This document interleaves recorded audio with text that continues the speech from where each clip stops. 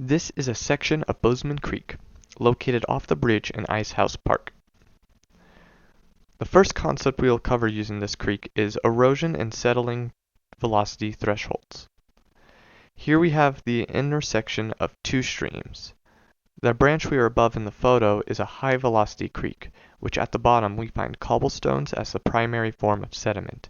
The second branch has a much lower velocity, and when we look further upstream of it, we find that the sediment at the bottom of the stream is significantly finer. This clearly shows the relationship between sediment size and stream velocity, an effect of the erosional system. The second concept we will cover using this creek are controls on critical shear stress. The equation for critical shear stress has 5 variables: gravity, the density of sediment, which has the density of water removed from it, the shield parameter, which is a measure of how uniform the bed is, and d, which is the 50th percentile of the particle size in the bed. In our stream system, we find much larger particles in the stream bed near the bridge compared to the upstream system.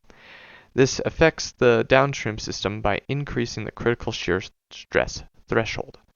However, the irregular form of the bed at the bridge does the opposite, with lots of surface area of sediment exposed to the brunt of the stream's power. Upstream, the bed is far more uniform, allowing for the water to get over it easier.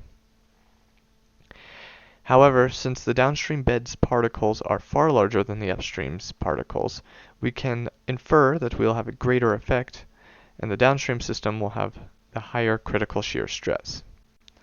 I am Bill Hecker, and this is my submission for Geomorphology Exam1b at Montana State University.